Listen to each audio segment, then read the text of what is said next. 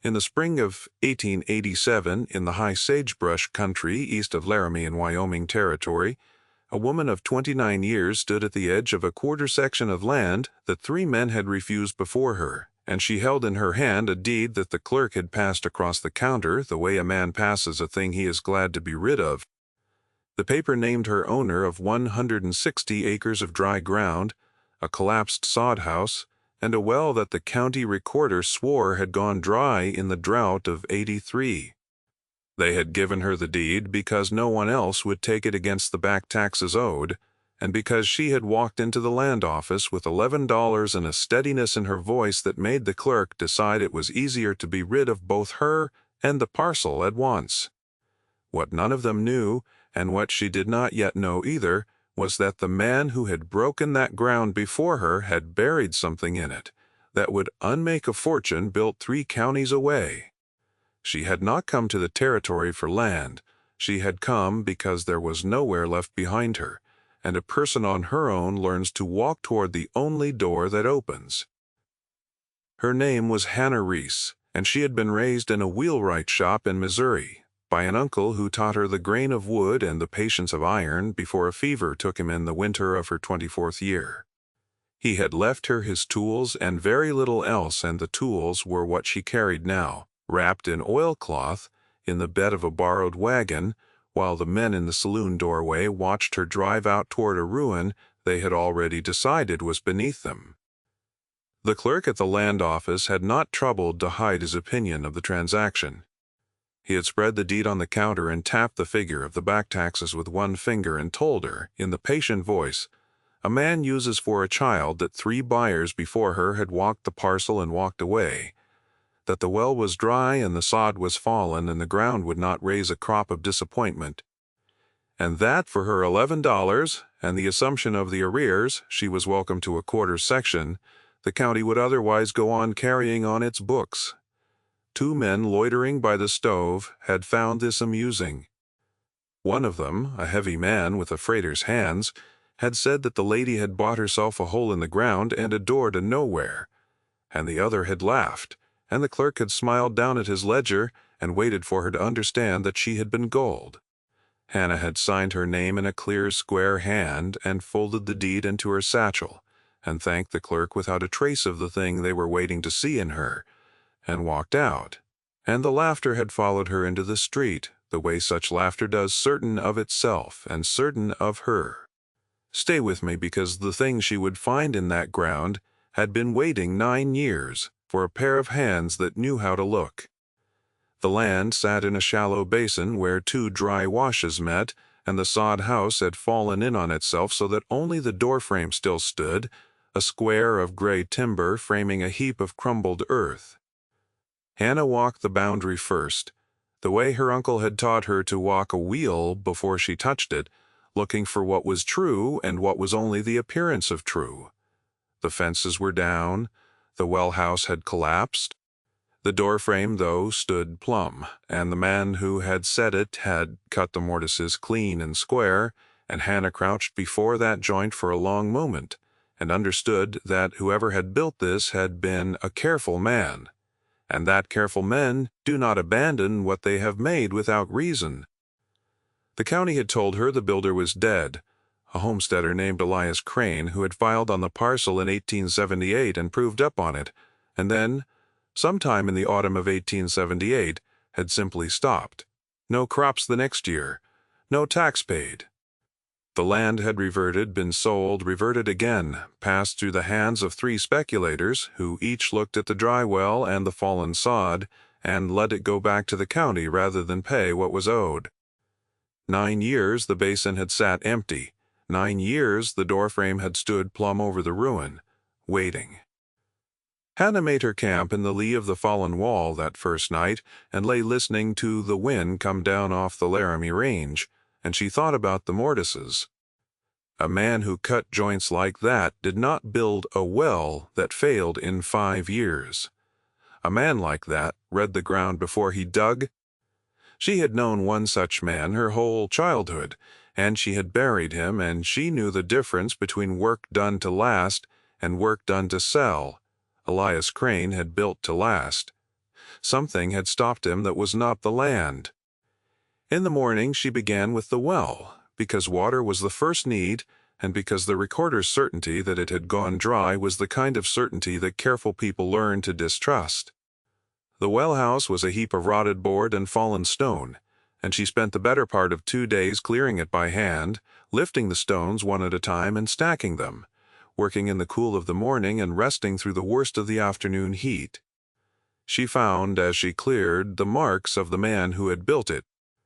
The stones of the collar had been chosen for their fit and laid, without mortar, in a coursing so tight she could not have slid a knife blade between them. And the cap timbers, where they had not rotted, were joined with the same square mortises as the door frame. A man does not lay a well like that for a season, he lays it for his grandchildren. Her palms blistered and the blisters broke, and she wrapped them in strips of muslin and went on. By the 3rd day, she had cleared down to the well's stone collar, and she lowered a lantern on a cord and watched the small flame descend into the dark, and far below, perhaps 30 feet down, the light caught the wet shine of standing water. The well had not gone dry. The well had been filled. Someone had pitched stone and broken timber and a quantity of dry earth down into the shaft until the water was hidden, and then had let the well house fall in over the top of it to make the filling look like collapse. Hannah knelt at the stone collar a long while, the lantern cord in her raw hand, and she thought about the difference between a thing that fails and a thing that is made to look as though it failed. The recorder had written dry in his ledger because dry was what he had been told. Standing water 30 feet down is not a dry well. It is a well someone wanted forgotten. She did not yet know why. She knew only that the man who built it had not done this, because a man does not fill his own water, and that meant someone had come after Elias Crane and worked to bury what he left. And a thing buried with that much labor is a thing worth the digging out. What she did not yet know was that the filling of the well was the smallest of the things hidden on that land. For a week she worked the shaft, hauling out the fill stone by stone and bucket by bucket, rigging a windlass from the sound timber of the old well house and her uncle's iron, balancing the frame and truing the crank until it turned smooth under her hand. The wheelwright's trade is the trade of making round things turn true, and a windlass is only a wheel laid on its side, and Hannah built one that lifted 40 pounds of wet fill at a stroke without binding. The men who had laughed at her in Laramie would not have known the work for what it was. They would have seen a woman covered in mud at the bottom of a hole. They would not have seen the careful rigging above her, the trued crank, the rope flaked clean so it would not foul.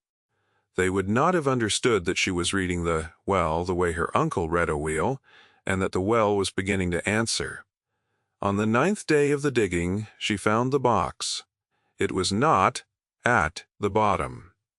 It was set into the wall of the shaft about 18 feet down, in a niche that someone had cut into the stone and then mortared over, and the man who filled the well had pitched his fill straight past it without ever knowing it was there. Hannah's bar struck the mortar and the sound was wrong, hollow where stone should have rung solid, and she stopped and held the lantern close and saw the seam. It was the kind of seam a careful man leaves, fine as a hair and dressed flush so that only a hand that knew to doubt the wall would ever find it. She braced her boots against the far side of the shaft, 18 feet of dark below her, and the windlass rope taut to the daylight above, and she worked the mortar loose with the patience the trade had taught her, an hour, and then another, the chisel turning the old lime to powder a little at a time. Behind it she found a cavity, and in the cavity a box of sheet iron sealed with pitch, against the wet no larger than a Bible, and heavier than its size. She did not open it at the bottom of the well. She carried it up into the light first, because some things are owed the dignity of being opened in the sun. Here is a question worth holding as her bar found the seam of the pitch.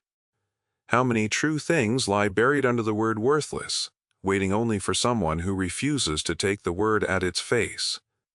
Hold that, because Hannah was about to learn what Elias Crane had spent his last free week protecting.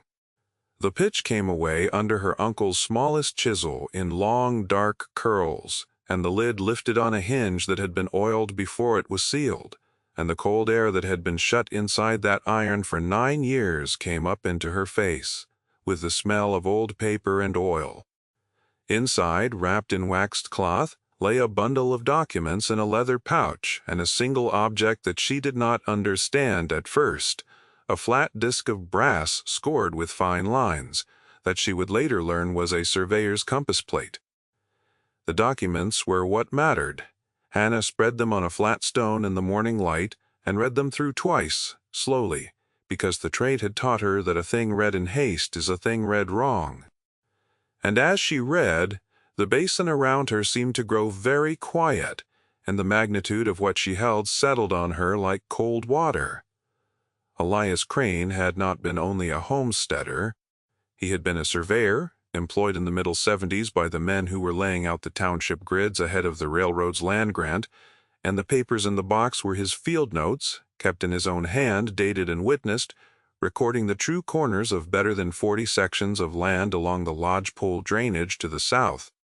And beside his true notes lay a second set, copied fair and submitted to the Territorial Land Office under the seal of the surveying company.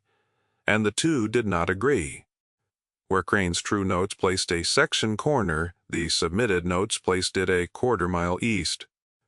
Where his true line ran along the live water of the creek, the submitted line ran along a dry coulee, throwing the water onto the far parcel. Hannah laid the two sets side by side on the stone and went down them line by line, the true and the false, and the pattern came up out of the figures the way a flaw comes up in a wheel when you finally sight it true. 40 sections. A quarter-mile of error in each, all of it leaning the same direction, all of it carrying the water and the good bottom ground onto land that one company had quietly filed to buy. It was not error. Error scatters. This leaned, every line of it, toward a single man's holdings, and a thing that leans all one way is not a mistake. It is a plan. Hannah sat back on her heels in the sage and understood why the well had been filled. Elias Crane had seen the fraud while he was inside it, had copied his own true notes and witnessed them and sealed them in iron and hidden them in the one place on earth he controlled, the well of his own homestead, and then he had stopped. No crops the next year. No tax. The county said dead, and the county was likely right, because a man who carried proof like this against the men who profited by it did not often live to file it. They had not found the box. They had found him, though, or frightened him into the ground, and afterward someone had filled his well, in case the proof was down there, never knowing how cleverly he had set it into the wall above the water. She did not yet know the name of the man. The lines all leaned toward the field notes named the surveying company, but not its owner. The leather pouch held the last piece, and when she opened it she found a packet of letters, and the letters were signed, and the name signed to them was one that even Hannah, new to the territory, had heard spoken in Laramie with the particular flatness people use for a man they fear. Of that name more shortly. First, it is worth saying what she did with the rest of that day. She did nothing. She wrapped the documents again in their waxed cloth and returned them to the iron box, and she carried the box into the standing door frame and sat in its square of shade, and she let herself understand the weight of the thing fully before she moved an inch toward acting. Her uncle had taught her that. You do not strike the iron until you have read the whole break, he had said, because a thing struck early is a thing struck twice, and the second blow is the one that ruins the work. So she sat with it.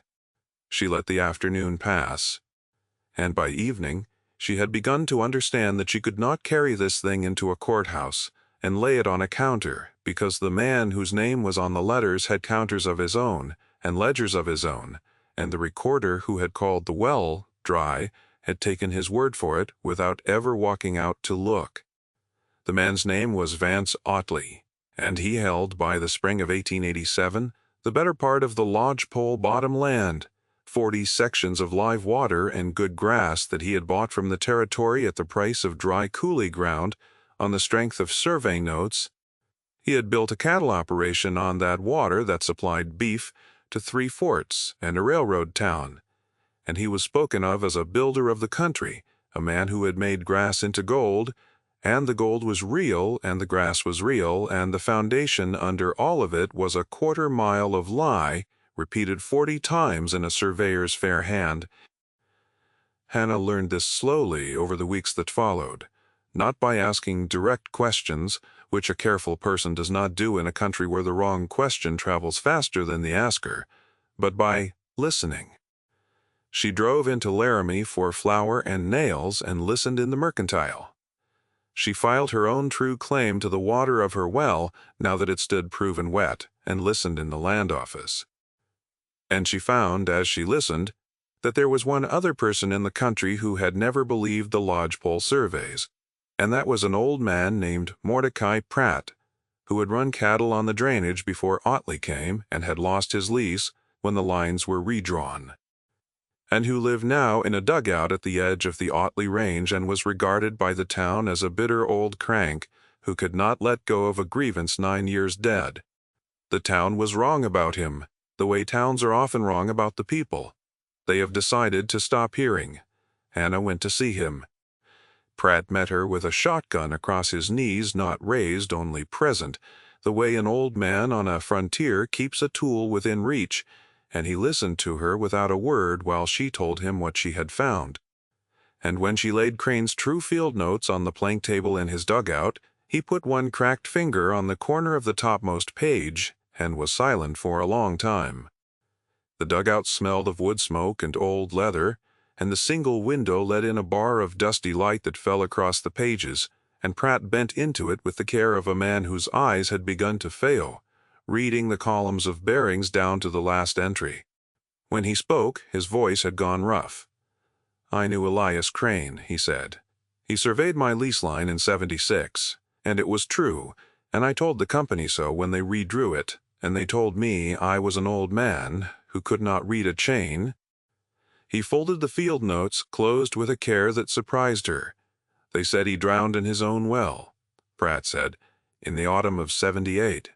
They said he was drunk and he fell. He was not a drinking man." He set the shotgun aside, then, leaning it against the earthen wall, as though the thing he had kept at hand for 9 years against an enemy he could not name had suddenly become unnecessary in the presence of the proof on his table. So the county's word dead had a shape now, and the shape was ugly, and Hannah understood that she was not merely holding proof of a fraud, but proof of the thing the fraud had been willing to do to stay buried. She did not say this to Pratt. She did not need to. The old man had carried the suspicion for 9 years and had been called a crank for it, and now a stranger had walked into his dugout and laid the proof on his table, and what passed between them in that small dark room was not spoken because it did not need to be. "I have his notes," Hannah said, "and his fair copies that lie, and the letters that bought them." Pratt looked at her a long moment. "They will say you forged them," he said. "They will say a woman who dug a deed out of the back tax pile invented a dead man to explain her luck." He was not arguing against her. He was telling her the ground she would have to cross. "Crane witnessed his true notes," she said. "There are names on them." Pratt nodded slowly. "2 of the witnesses are dead," he said. "The third is the chainman who held the far end of Crane's line on every section he ran that summer. And he is alive, and he is afraid, and his name is Thomas Bell, and he drives freight out of Cheyenne now because he could not bear to stay on the lodgepole and watch. A witness who held the chain, a man who had stood at the far end of the true line and seen with his own eyes where the corner truly fell. The fraud had its proof in iron, and now it had its living voice. If the voice could be found, and if the voice could be made unafraid. Hannah understood that the digging was not finished. She had dug the proof out of the well. Now she had to dig the truth out of the people who had been frightened into silence around it, and that is the slower excavation and the harder. because earth does not flinch and a frightened man does. She found Thomas Bell in Cheyenne in the last week of June in a freight yard thick with the smell of axle grease and horse, a lean man past 50 with a chainman's stoop and hands that had held the far end of a surveyor's chain through 10,000 sightings. He did not want to talk to her. He told her so plainly and went on loading a wagon, settling crates of canned goods onto the bed, and roping them down with the unhurried economy of a man who has loaded 10,000 wagons too.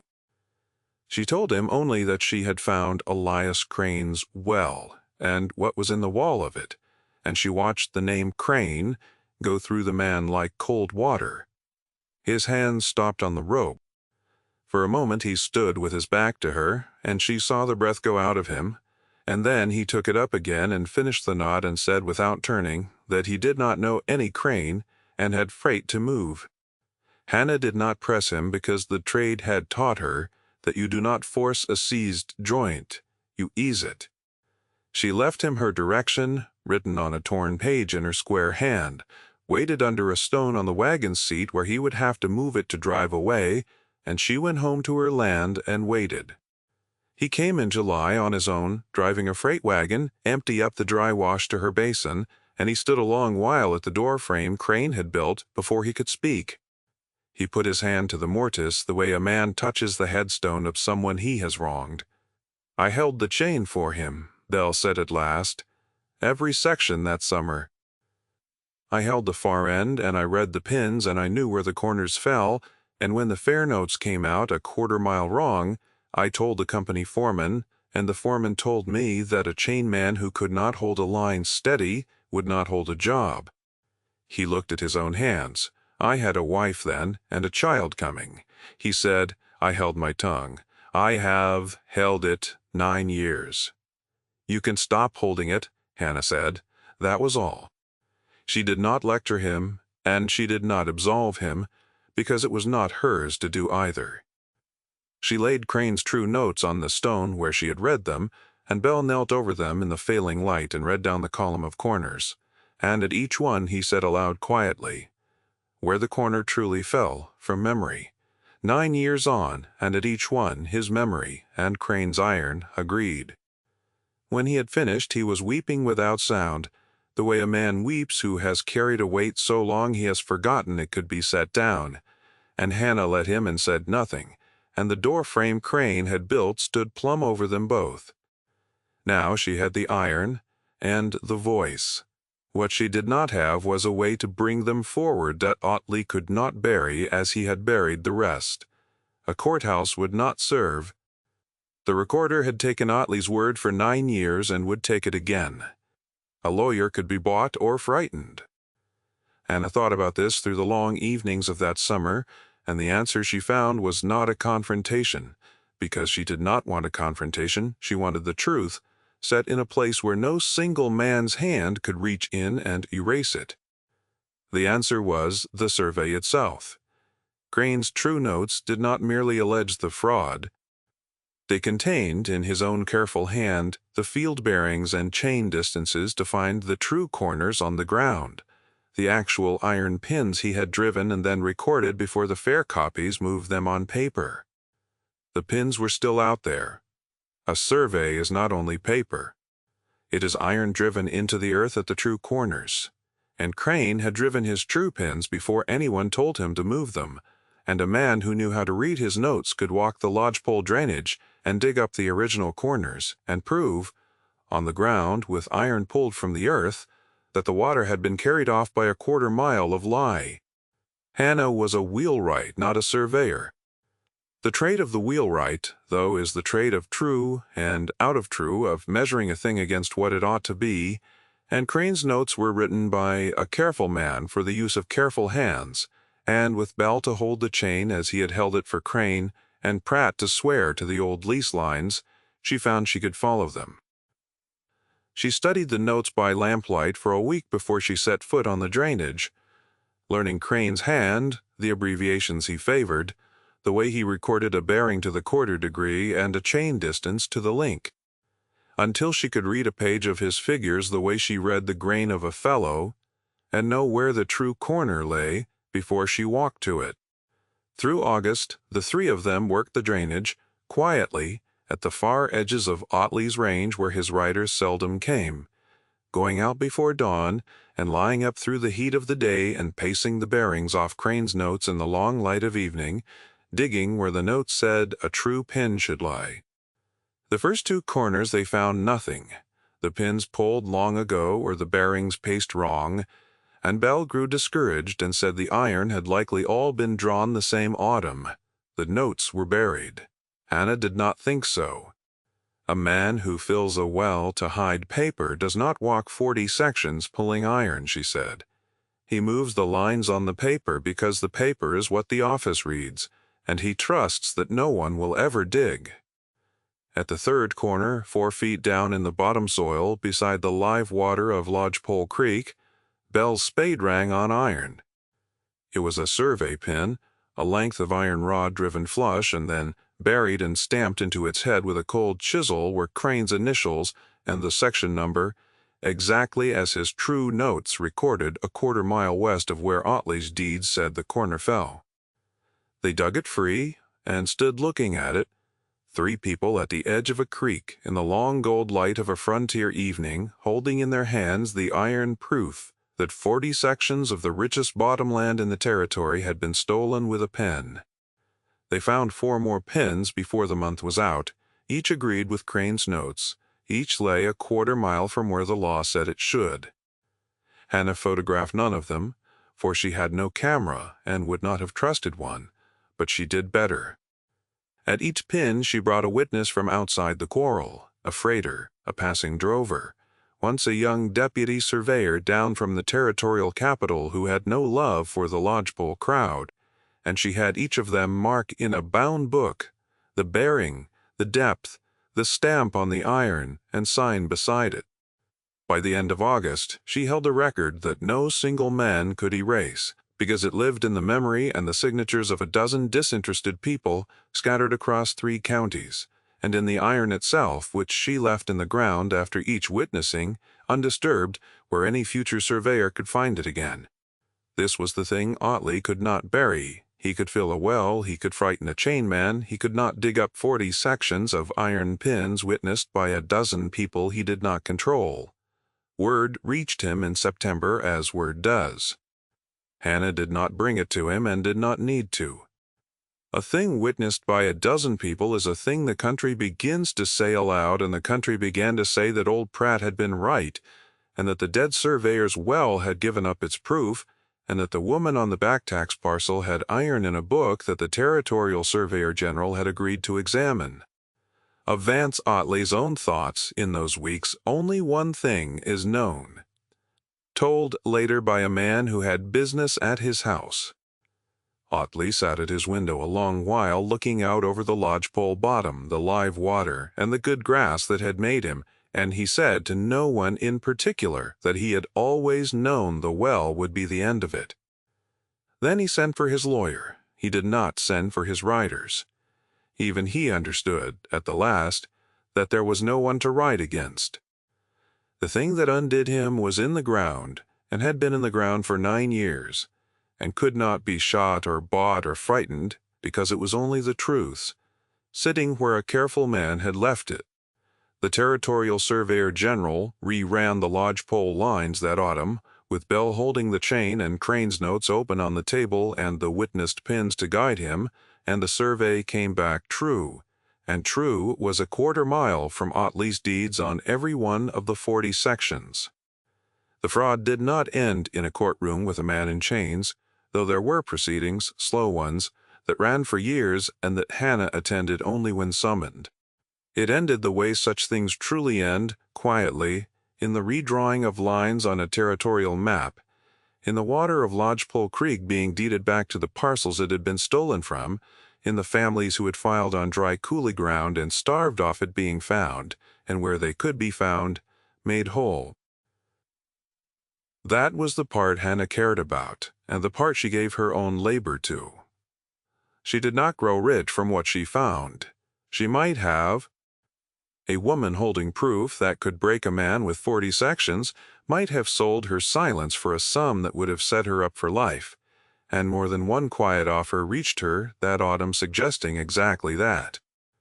A man in a good coat drove out to her basin in October and sat in her unfinished house and named a figure, $4,000, that he said could be hers for the field notes and her agreement to recall, on reflection, that the iron in the ground had been hers to misread. He spoke pleasantly and did not raise his voice and presented the thing as a reasonable accommodation between sensible people. Hannah heard him out, because the trade had taught her to let a man finish, and then she told him that the notes were no longer hers to sell, having already gone to the Territorial Archive, which was not yet true but would be true within the week, and she watched him understand that the door had closed, and she walked him to his buggy and wished him a safe road back. She refused them all without drama, because enriching herself had never been the shape of the thing. She used Crane's notes and the witnessed pins to find the families the fraud had ruined, the ones the moved lines had thrown off the water, and, one by one, as the territory redeeded the bottom ground, she saw their claims restored. A widow named Esther Coyle, whose husband had broken his health on a coulee parcel that should have had creek frontage and had died of the breaking, was living in a single rented room in Cheyenne with 2 children and taking in washing when Hannah found her. The live water section that had been her family's by right, the section Crane's true line gave back to it, was redeeded that winter, and Hannah drove out herself, 2 days in the cold, to put the corrected deed in the woman's hand. Esther Coyle read it twice, the way Hannah herself read things that mattered, and then she asked what it would cost her, because nothing in her life had come without a cost. It cost nothing, Hannah said. It was always yours. The water was carried off your ground with a pen, and now it has been carried back. She would take nothing for it, and she did not stay to be thanked, because thanks was not the shape of the thing, either. Of Vance Ottley little more need be said. He was not hanged, and he was not shot, and he did not stand in any street to be cursed by the crowd, and Hannah was glad of it because a hanging would have made him the story, and he was not the story. The story was a careful man who had told the truth in iron and paid for it, and a chainman who found his voice 9 years late, and an old man called a crank who had been right all along. Ottley's holdings were unwound section by section as the true lines were restored, and within 3 years the cattle operation that had supplied 3 forts was a quarter its size, and the man himself sold what was left and went east, and the country that had called him a builder learned to call him something quieter, and then in the way of countries. Mostly stopped speaking of him at all. He became what such men become when their foundation is pulled out from under them. He became irrelevant. The water went back to the land, and the land did not remember him. Hannah Reese kept the quarter section east of Laramie. The well ran sweet once she had cleared the last of the fill, and she built a true house there with her own hands and her uncle's tools, mortise square the way Crane had taught her to admire, and she set Elias Crane's surveyor's compass plate, that flat-scored disk of brass, into a frame above her mantel. The one object from the iron box she kept for herself. The field notes she gave to the Territorial Archive where they could be read by anyone who doubted, and the letters she gave to the proceedings. But the brass plate she kept, because it had belonged to the man whose carefulness had reached forward 9 years to set things right. And she felt it ought to live in a house built by hands that understood what carefulness was for. Mordecai Pratt got his old lease line back and ran a small herd on it until he died content 3 winters on, and Hannah was at the dugout when he went and saw that he was buried on the lodgepole bottom within sight of the creek whose water he had sworn for. Thomas Bell gave up the freight wagons and took work as a chainman again, for the territorial surveys this time, holding the far end of an honest line, and he told Hannah once, the last time their paths crossed, that he slept now in a way he had not slept in 9 years. The doorframe Crane had built still stood on Hannah's land, plumb as the day he set it, and she left it standing, though she had no use for it because it had stood plumb over the proof, through all those years of dismissal, and it had earned the right to go on standing. She would walk out to it sometimes in the evening, when the light came down off the Laramie Range the way it had the first night she camped in the ruin, and she would put her hand on the square-cut mortise where the timber joined, the joint a careful man had made to last, and she would think of the men in the saloon doorway who had watched her drive out toward a thing they had decided was worthless, and of the clerk who had been glad to be rid of her, and she would feel under her palm the truth that the trade had taught her and the well had proven, which is that the things the world throws away are not always worthless, and that a careful hand, given time, can pull the buried thing back up into the light. What would you have done if they had handed you a deed no one wanted, and you had found, in the dry ground, the proof of who had been wronged?